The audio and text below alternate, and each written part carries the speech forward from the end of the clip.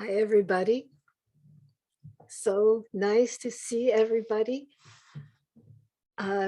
Welcome to the book reading and virtual book signing for Dunya's new book, Sojourn, the Inner Heaven, Movements for Awakening. I'm your host, Alia Thabit. Dunya will read selections from the book that will be followed by a Q&A. When we get to that time, I'll ask you to put your questions in the chat. To introduce Dunya, please welcome Dr. Elisa de la Roche. Thank you for being here. Hi, thank you. It's such a pleasure to introduce Dunya, a great artist with whom I've had the good fortune to know since my childhood. Dunya Dianne McPherson is a pioneer in the field of embodied mysticism and the founder of dance meditation. She holds a Bachelor of Fine Arts in Dance from Juilliard and a Master's in Writing from Lesley University. She trained for 2 decades with Sufi master Adnan Sarhan and did significant study in Middle Eastern dance with Eleni Lentini and Anahid Sofian, and in yoga with Sri Dharma Mitra.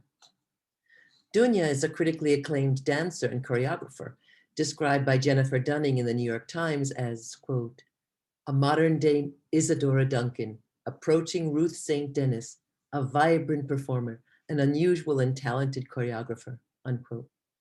Carmen Moore in The Village Voice called her, quote, killer creative choreographer, unquote. And Elizabeth Zimmer in Dance Magazine said, quote, she evoked something essentially female, essentially powerful. The pure, solid dancing has never seemed so welcome, unquote. Dunya was awarded a prestigious National Endowment of the Arts Choreography Fellowship, as well as commissions which include Lincoln Center Out of Doors, Dance Uptown, Barnard College, Victoria College, Santa Fe Performing Arts, and she is the recipient of numerous grants, including the CETA Artists Grant. She has been a faculty member at Barnard College, NYU, and Montclair State University, and the chair of the Modern Dance Department at Victoria College of the Arts, Melbourne, Australia. Artists in residencies include Swarthmore, Hunter, Oberlin, Amherst, University of Texas, and Princeton University. She has been a featured presenter at major healing arts centers, including Kripalu, the Contemplative Studies Institute at OSU, the Netherlands Mystic Festival, and for the late Claudio Naranjo's institutes in Mexico, South America, and Europe. She was a featured presenter at the Global 2020 Embodiment Conference.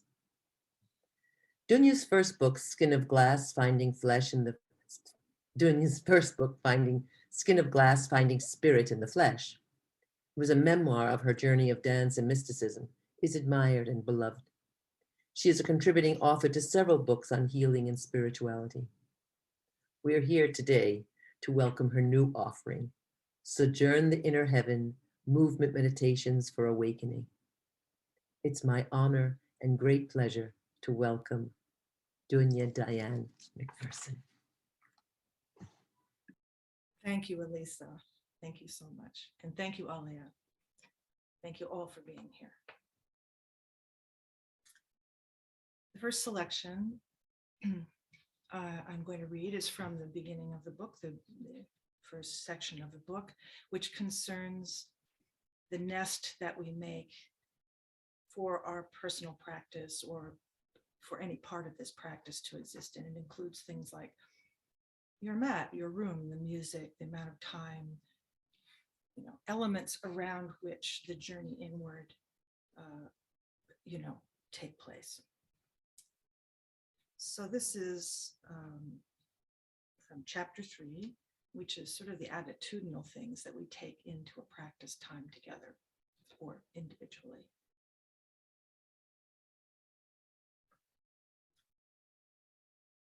The lure, patience, invitation, inclusiveness, open.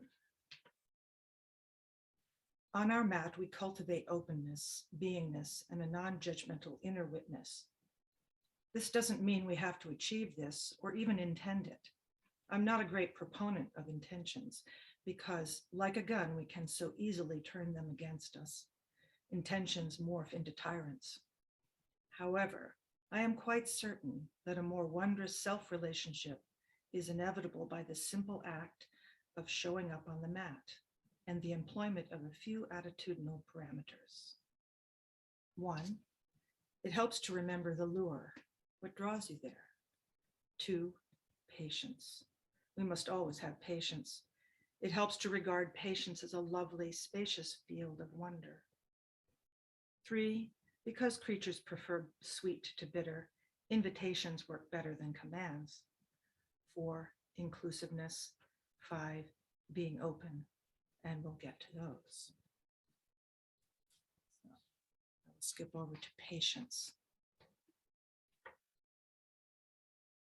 My father was a marine biologist. This way of being didn't stop when he stepped away from his microscope. It was how he met the world of both marine and terrestrial creatures, great and small. One warm summer day in Maine, we walked to a cove-like curve of shoreline, all boulders and hand-sized rocks rubbed smooth by sucking tides.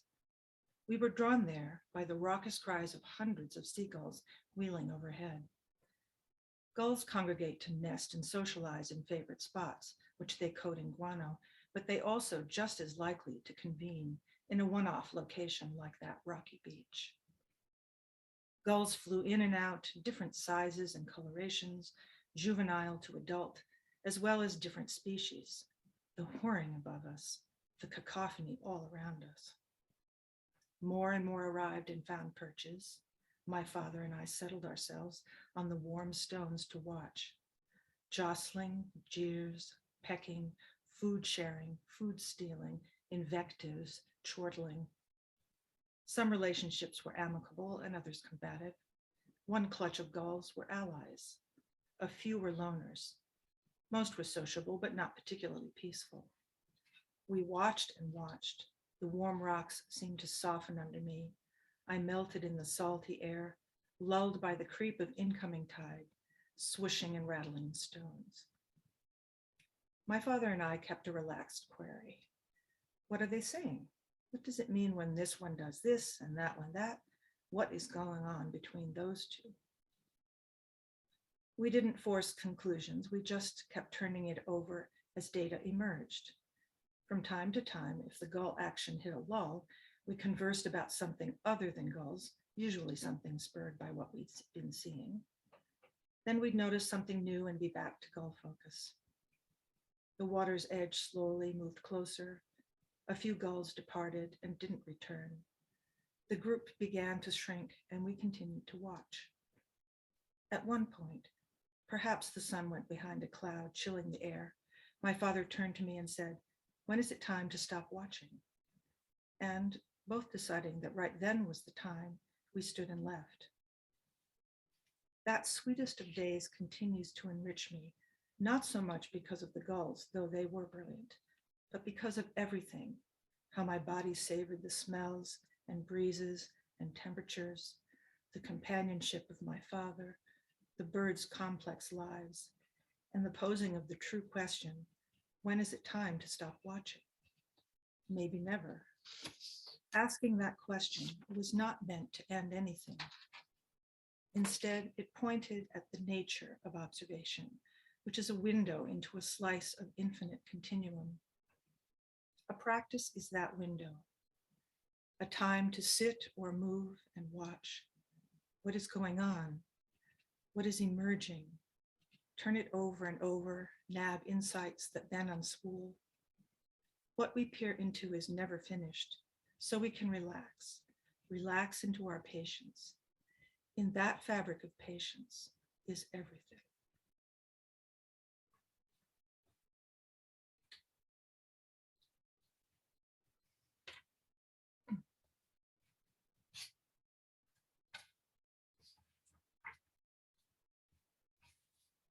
The second selection was actually the very last thing that I wrote. I had gotten all the way to the end of the manuscript, and everything in the manuscript, everything in the book is about what you would do moving and with your body and your body. And yet I hadn't actually written this little piece, and I kind of felt tired at the thought that I really did need to write it. And then I sat down at the computer. Usually I write by hand in my journal, but I sat down at the computer and it came out, boom, all at once. And then one, revision and it was done. It clearly wanted to be in the book. So this is the actual chapter 5, the end of the first section of the book. Body. Body. Let's go straight to the struggle, which is loving the body. It is rare to find a person who continually, unconditionally loves their body, since body seems to happen to us largely beyond our control. Body is in control in birth, life, sickness, aging, death. Even those who enjoy their body off and on for a decade or two are disrupted when illness or injury or some other fleshly misfortune hits. As well as these inherent realities, most of us experience persistent physical dissonance because body represents enormous commerce in our lives. How much money we are paid, who loves us, if we are violated, which laws protect or fail to protect us, how unwritten customs utilize or abuse us. Body is the weapon of culture, and in most cases, enculturation has stolen our body from us. It has stolen our ability to inhabit and know our body. Body is how others see us and treat us, and we internalize much of this, letting how we are seen and treated determine how we see and treat ourselves and how we make choices or endure choicelessness. Body becomes a whipping post when we feel powerless. We revile it when there is no other action to take. We heap blame on it for failing us.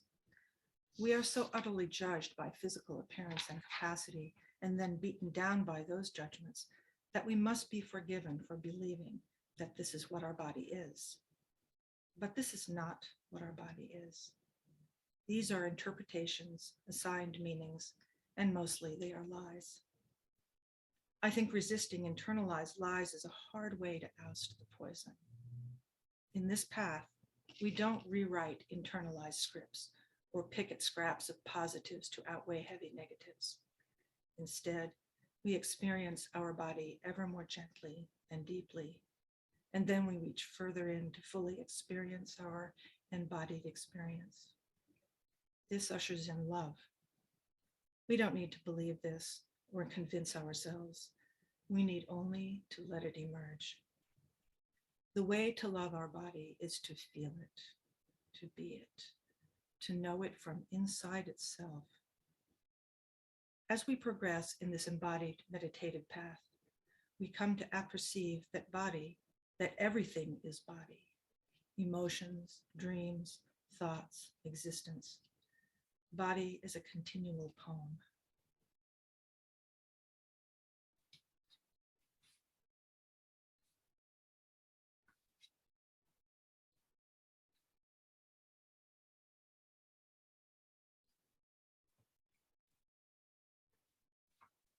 So the point of writing this book was to write a guidebook for this work and a practice companion. That first part is just how to get your practice going and where to situate it. The second part of the book is about the process that happens in the inwarding. I have a little 4-word rubric: relaxation, receptivity, reciprocity, rest. And these are stages. Sometimes they're sequential, sometimes they're not. But I'm going to read a portion of this, the one that I would always consider the second, which is receptivity. I think so much of the time we can't take in things, can't take in nourishment, can't take in the feeling of our life. So that is what this chapter is about the turning point between relaxation and finally calming down a little bit into actually being able to receive.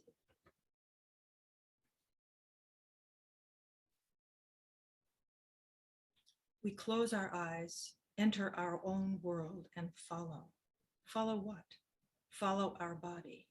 Follow sensation. Follow sensoriality, free of thought. We might be surprised at how easily movement comes up. The music plays. We move in an ocean of dark space, and suddenly our spine and limbs, feet and hands, Belly and back are swaying and tapping and darting and swooping and surging. In the time before birth, in our mother's inland sea of pulses and beats, we danced, and our body remembers, has been waiting for something like that liquid dark. It can be that easy, just a matter of letting it happen. We can stop assuming that because we aren't thinking of what to do, that nothing will happen. Something will happen if it's given a chance. In following, our body moves its truth, and our mind listens and treasures our flesh. We receive and absorb ever more deeply from an ever more deeply moving truth. In comes a deep breath, softening our shoulders. Our feet hang heavy into the ground. A shaft of sun is an apron on our lap. We are in the new and the new. We grow familiar with newness and can relax our grip on nameable destinations. The word explore suffices. Receptivity is the shimmering pivot in consciousness work. Receptivity is a way of deeply asking. A dancer, Sufi friend, told me a dream in which she was performing a perfect ballet arabesque, the sort of movement only a few people in the world can do. Her voice trembled with surprise and pain and joy as she related waking and knowing that ballet had never been her dream. Ballet had been her mother's dream for her, as well as her mother's dream of having a daughter who performed ballet. For my friend, dance, not ballet, was her calling. Yet for much of her life, her mother's dream had been inside, pushing her, confusing her. Her story is probably a story many of us know. We carry dreams within that are not our own. It is not easy to let go of someone else's dream and to know our own dream. And dreams can be trickier to relinquish than pain because we naturally want to alleviate our pain. Living the wrong dream is more difficult to see. Dreams are alluring, bobbing, and glittering in front of us, full of promise and pleasure. However, a dream that is not our own, not from our own true nature and true calling, will eventually disappoint. We won't feel right. We won't feel without doubt. It may break our heart. Finding our calling is a lifelong project, leading us step by step closer and closer to a place without doubt. And unless we are heading there, we won't feel cohesive and consonant. Our calling, why we came to this earth at this time, may not be dreamlike and pretty, but it feels clean and true. In receptivity, we are asking deeply, not from our head, but from our totality. We let our mind follow our body follow the great flow, our being receive, and the waters of truth wash in. We let our mind follow our body follow the great flow, our being receive, and the waters of truth wash in.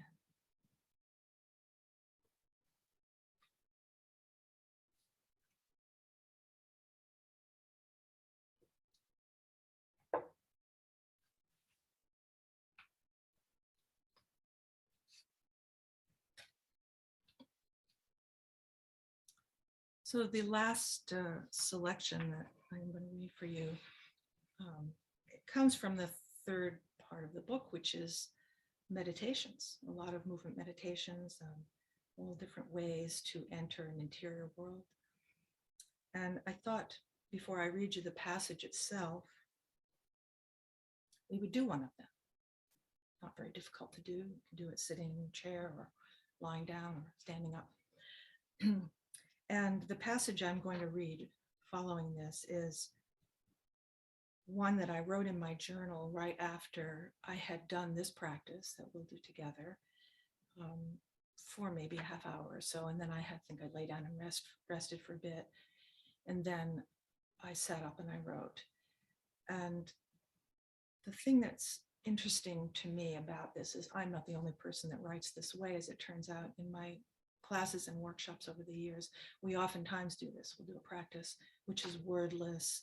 It has music playing or no music, and our eyes are closed and there's no words.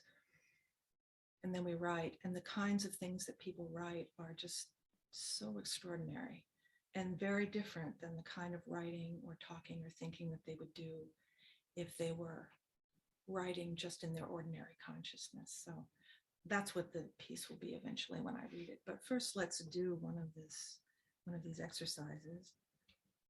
I'll kind of read it from the page so you can see how it works. This is a slow breath dance meditation. You could begin sitting or standing in a comfortable, neutral position. Close your eyes and find your breathing. When you are ready, inhale with one movement and exhale with the next. Repeat that same movement pattern for a while as you become aware of your moving and breathing. You might use simple, gentle movements like lifting the arms on the inhale and bringing them down on the exhale. As you continue, allow yourself to linger in time. Continue this for a while.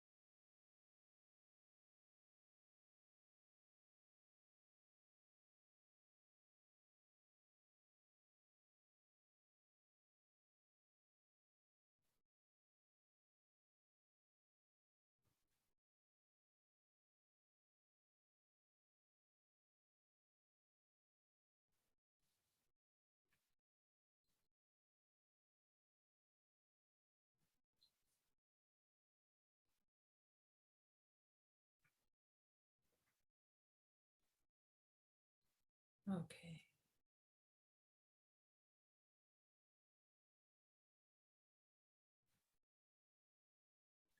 Her breath. She let her breath sink oily and heavy into the bottom of her pelvis, then drew it up, hand over hand, along the center of her body. It made its quiet way into her head, where it spread, tickling the inside of her skull. Her breath touched its tendrils gingerly along this membrane, fine veiny lines of sensation, filaments or root hairs. Her breath seeped out, drained down her neck and throat as if drinking itself. It whooshed along the tube of middleness into a deeper, dimmer space behind the stomach, behind the fat, slick ropes and globs of guts, the shady underbrush of organs. She swam through snaky reeds following her exhale that was emptier than common everyday breaths. It reached into a basement of itself, empty, beyond the urge to suck in. She lay fallow, hollow, dry. Then she lifted the gate a tad, let air ease in, like a secret, like an unknown. It drew her embers from beneath ashes, took the tiny heat, curled in her tailbone, tugged and tugged as if digging up a resisting root, and swelled with sudden freedom upward, the warmth billowing on a rise of air. up the center, up and up the column, up into the winged lungs that fluttered, happy about breath returning, sweetened with dark earth and volcanic fire, thick with organ murmur. Breath scattered into the alveoli like puppies running on the heath. The chest from front to back shouted, hello, a trumpet of sensation echoing from rim to rim. Finally came a fluting through the throat, fine notes swollen with oxygen. This was a true breath, a felt breath, not a mechanism, but a poem. Not survival, but a flourishing. Breath delights in this castle she knew, in the ornaments, the halls of splendor, the trick wall in the library that opens to a dark back corridor. She followed that story, that spiraling stone stairs. We were breathing there together last night, laughing, trembling, turned in on ourselves. It was an uncountable place, unspeakable. I was lost for a long time. I loved it. I'll love it again.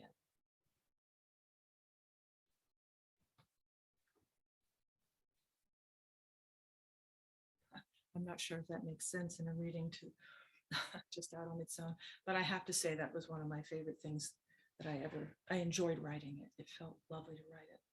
So I feel that's a nice way to close for the moment. And if there are any questions, I'm happy to talk. Thank you, Dunya. And if anybody has any questions, please do put them in the chat. And to start us off with the questions, Elisa, could you please start us off? Sure. I have lots of questions. Dunya, why did you feel that it was important to write this book at this particular time? Well, I guess I've been trying to write this book for a long time, but the thing about writing a piece like this is I needed to have the 4 decades of experience that I have as both as a student, as a practitioner, as a teacher. I needed to know it deeply. And then I needed to learn how to write a book, which I actually did learn how to write a book in the first book, because I needed to find the language for this kind of embodied experience. Most of our language is not, English anyway, is not very suited to physical experience. It's more thought experience that we tend to read. So I had to find something that could get the feeling of being in the body. So that was really a large part of the task of the first book. So that has also been part of this process. And I wanted to be able to write this book as a guide and a support and a manual for practitioners that I've known for many years, people who've been my students and friends in this work. And I just needed to have all those tools, both the experience, the languaging for it, and also to understand what could be written and what can probably never be written, but which can be pointed at. You know, it's sort of like you stand on the earth and you look up in the night sky on a moonless night that's clear, and you can see this tiny point that looks just like a little bit of light, you know, Andromeda, say, but Andromeda is a galaxy, but it just looks like a tiny thing. So that's so much of this path is exactly that. It's far distant thing that's very, very enormous, that's inside of us, this enormity inside of us. Things can be said that will help, and then there are things that really you can only point at them. So the book, really, this book is what it looks like, actually. That's actually what it looks like. Is what can be written, what can be said. Not everything that can be said, but what I felt could be said that would help people and help a practice exist on their own, and what could be used in classes and that thing. And the other thing about the now, that's part of the when, is when I was ready. And the other part is when the world is ready. And I think we live in the age of the internet, and nothing is more disembodying than the internet, as we all know this. I don't think I say anything new there. So the efforts in our lives to come back into the body, to feel the body, this thing, this genius situation, this is an appropriate moment for this to happen, is to have something that a person can practice and do. And having a book always helps this somehow. Having it written down really helps it. It isn't enough just to have teachers, and something about this, gathering it into words is helpful. So, but this is a time that really needs it, no question. Okay, I have another one. I noticed that you use the word meditation as part of the instruction practices. Could you explain a little about that use of meditation? Yeah, thank you. Lisa has actually read this book. So when I originally wrote the manuscript, they were called exercises. And I think then they were called practices. And then I felt like, no, that's not the right thing. We have been for a long time thinking that meditation is sitting, partly from the Buddhist traditions that happen from, all the other traditions that have come to us from the East over the last, century, practically, last 75 years. And but the way I learned meditation was through movement, from the Shatari tradition in Sufism.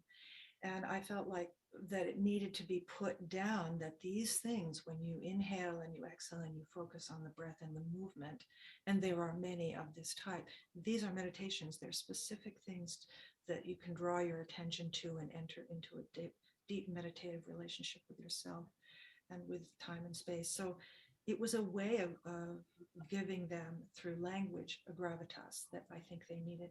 There's a tendency when you use the word, I'm just talking language now, when you use the word exercise, you tend to think of fitness, if you use the word practice, it's a little bit confusing. It's sort of like this, I have to practice this thing. It's something a little heavy. But there is something about the word meditation that places it right where we're going to go.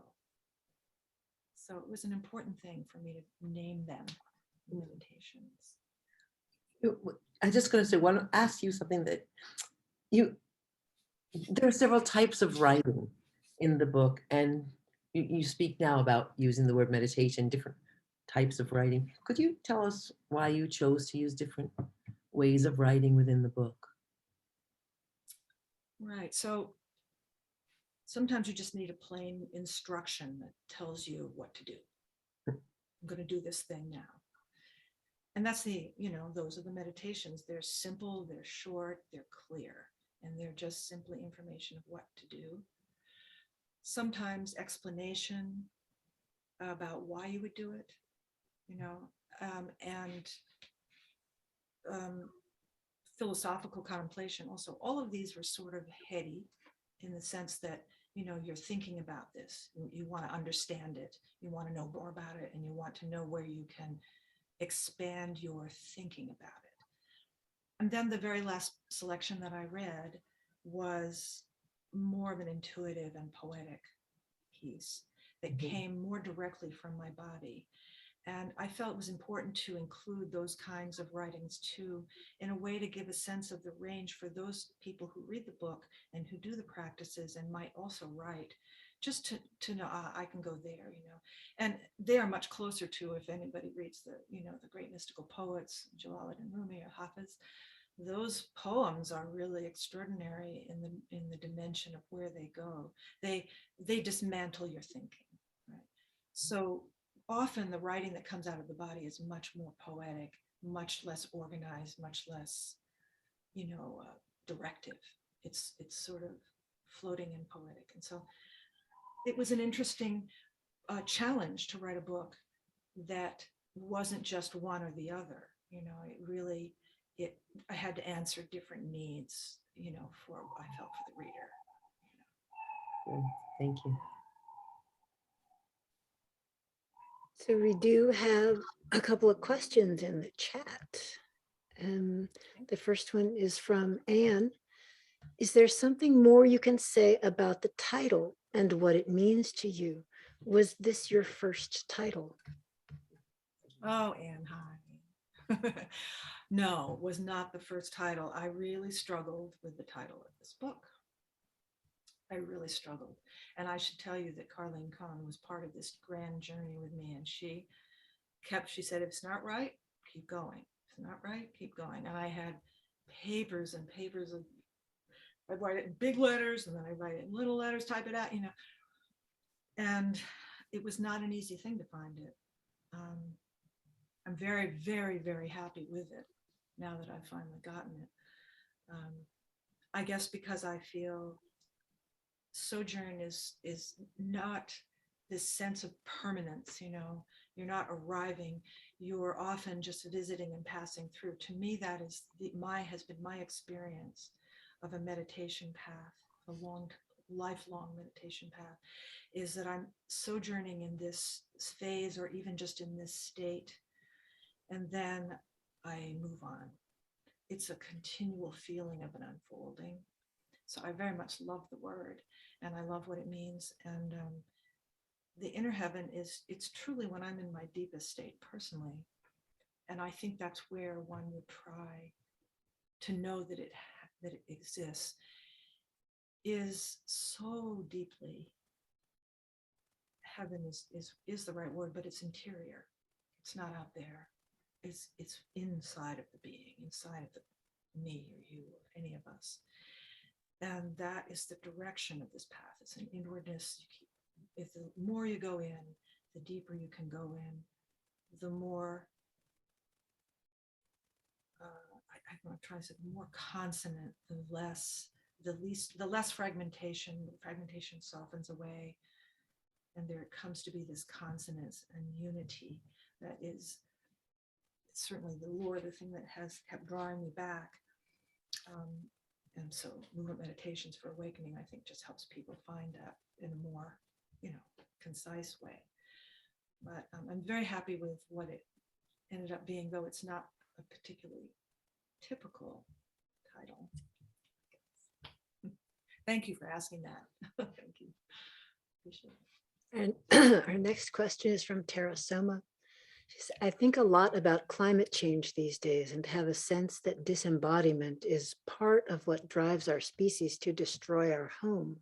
While this may be beyond the scope of your work, I am curious if you think there is a role for embodiment in addressing climate and creating healthy ecosystems. Well, it's not the purview of this book. However, as a person, as a teacher, as a practitioner, I think that it is the place to start. Yeah. You have to really start with your own body. I feel even in political action, if you haven't really made contact with what you are, which is what we are is our body. We are not our body. On this earth, this is it. So I feel that touching down and then delving down in is the soil from which a more right action can come. These aren't, once you ask your body, you find or feel it from the body. I do feel that you can make decisions that they're just more in harmony. They're in relationship to nature. I certainly know that the longer and the deeper I've gone into it, the more intimate and appreciative and really deeply in love I am with all these natural forms around me on this earth, and also a feeling of connection to what is beyond this earth and this time, that we've arrived. So I do think I think it's the ground for it. Yeah, I think it's the ground for right action, no question. The next question is from Susan. She asks, Dunya, the poetry that comes from your breath experience is very clear, also very individual, tracking the ineffable. Do you use this to draw the practice into a poetry of the body that can be expressed as journeys of others in their own way? I'm not sure I totally understand that. Really good question. I know it's good. Should I Just say read it the again? last part again. Yeah, read Yeah. the last part again. I want to make sure I hear it. Do you use this to draw the practice into a poetry of the body that can be expressed as journeys of others in their own way? Okay, so what I'm getting from that, I'm not sure I truly understand, but the body is poetry. So I think that one of the reasons to share that particular writing was to get that sense of how I experience my body, that it is poetic. But I know that it's my body and not your body or anybody else's body. And I think what has been most truly delicious over the many years is hearing other people's writing, which is not like my writing when they write from their body. But I think that they are surprised. We are all often surprised at what's coming out of our bodies, what wants to come out onto the page. It's not something that culture allows us to do very often. You know, even writing poetry oftentimes is, let's write this poetry from our head, you know, rather than from what is speaking within us and coming out. At the same time, a book is an expression. There's no question. Writing is an expression. I would say that an expression is a delicious part, but it is not the reason. I'm just grabbing something out of the air for this, but I feel that for me, one of the grand learnings of doing a path like this, of going inward, is to let go of expression, letting go of needing to tell the world who I am, to show the world who I am, but simply to have experience and to more deeply experience my experience. If something is emerging from that, the goal was not to make it emerge. The goal was to experience the experience. That's what you're Thank you. asking. We have so far one more question in the chat from Erica. I've just begun my journey back to the body, maybe 3 years, and it's been the most incredible journey. I'd like to be able to include moving meditations and dance in my classes. Can you point me towards any teachers, or are you providing any teacher training classes? Well, I haven't really thought about that plan, I have to tell you, because this was a big project to get this completed. I'm sure things will unfold next, and I'm sure I'll announce them as they are, you know, as they emerge. So that's a future thing. Right now, I'm just very relieved that I could actually write this manual down. And I think it in itself is some kind of a support possibly for you if you want to be, you know, using materials of this nature in your teaching. So I'm hoping it'll help. And we have, excuse me, we have another question from Majda. I hope I'm saying that correctly. As you wrote the book, were there things you learned or gained more clarity about?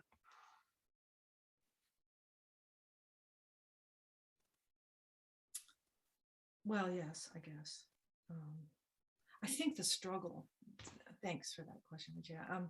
I think the big struggle was that I knew things very well from practice before I even really tried to write this. You know, 2 decades, maybe even 25 years. And then I said, okay, it's time to start writing something. And so by the time I really was very difficult to write this. It was very difficult to figure out how to shape it, you know, how to organize it, how to address it. And what really helped me the most was actually writing the blog, because I was able to write a lot of small pieces about practice of different types. And then eventually I saw, oh, this probably would belong in this bucket, and this would belong here, and this would belong over here. And I mean, think of anything of learning from writing the book was that I actually knew what I knew.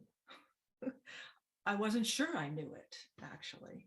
You know, I was so deep in the process of the actual meditation work that it just felt like an enormity, a huge ocean.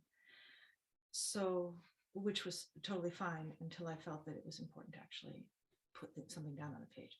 And then it was kind of nice to say, wow, I actually know what I'm trying to write here. that was pretty good. Did I learn new things about the work and the path? Every single time I do a meditation, I'm learning something new, seriously. Every single session, it's kind of crazy. It just is always unfolding. So I kind of expected that. Okay. We have one more question from Anne. This is a question outside the direction of the book, but does the tradition of your teaching talk about what happens to the wisdom of the body after death? My tradition is, you're speaking of the Shatari Sufi. Yeah, the Sufis really are not dealing with the afterlife. And I know that is quite different than other traditions. It suits me. I feel that I have enough to handle right now with what's here. And especially, in fact, I'll tell you, especially in doing an embodied practice and doing embodied mysticism, there is this duality of like the forever now, where there is nothing but this moment, this moment, which is in a way dissolves the sense of any containment. I feel sometimes that I dissolve into that moment. But as I'm aging and I come back out of the moment for that meditative period and I'm aging, I feeling that the embodiment is making it more apparent what is happening as I age. And this quality of my body is not the nimble and extraordinary thing it was when I was young. It's starting to have limitations. Well, it's having more and more limitations. And I feel in a way, as it's limiting, getting more limited, it's dissolving into an ability to perceive far more quickly the moment. So I'm wondering about that equation, that eventually at the moment of when I stop breathing and my heart stops, if that is the moment of dissolution completely on the physical plane. I certainly, when I was with my father and he was dying, I had that feeling. I felt that his flesh was dissolving, its capacities, his systems were shutting down as he was coming closer and closer to this moment. And he was in a way becoming more a being of consciousness, a dissolution into the all. So I'm not concerning myself with what happens after at all. I'm just in this process right now. But I do see that this process is, it's a highly spiritual process to feel age coming upon, for me, to feel age coming into me. I'm not sure how to say this. And as age is coming into me, what the quality of dying is. I'm alive and dying at the same time. But it's not a distressing feeling to me. What the tradition says, that's probably what the Sufis would say. I guess I'm a Sufi, so I can say it. Yeah. They would say that, actually. Okay. Great question, though. Yeah. So that concludes our questions for the moment. Yeah. What is Nanette saying there? I can't see. I think that's it for questions today. Well, thank you. Thank you so much, everyone, for coming. And we'll have a little bit of music if you feel like dancing and moving around, and go back to the gallery view. And Alia has been putting the sign books link, right? Okay, so thank you, everybody. This was a lovely time with you.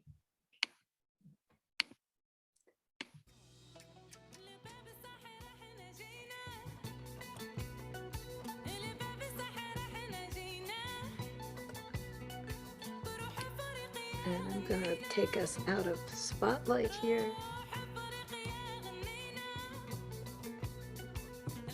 Dunya gets to be last because she's the star.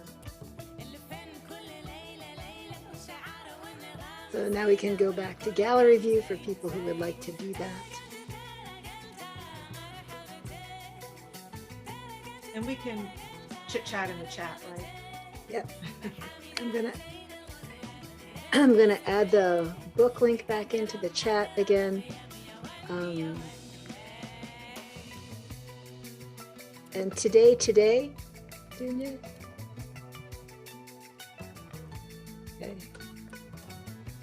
So y'all who are here personally are the lucky ones.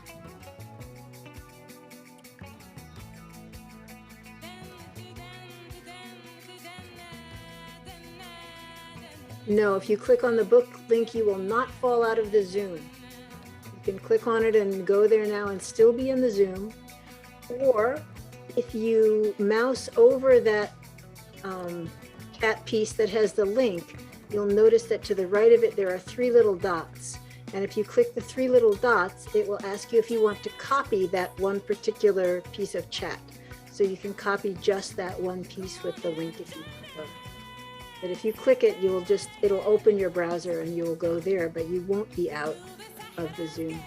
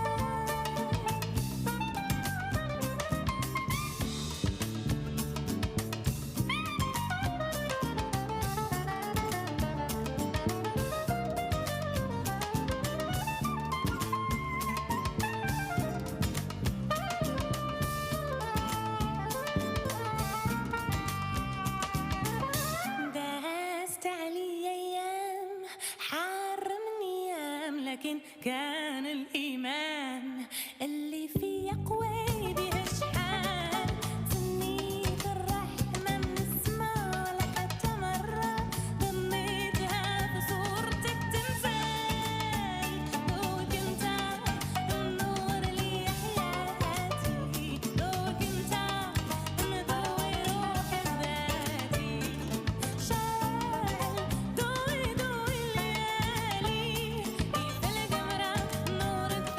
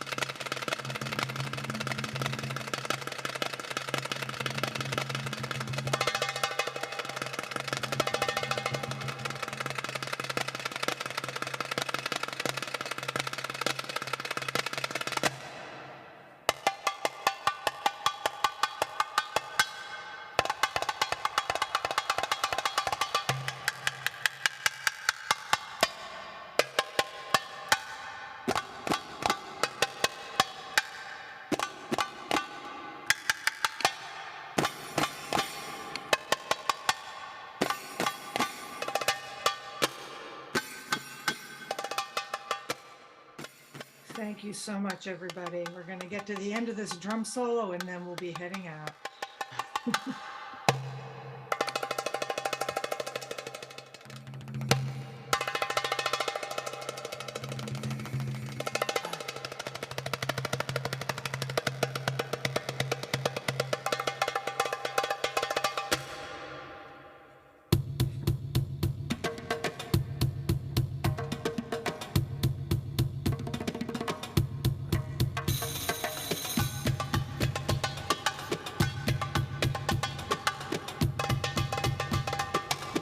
Yes.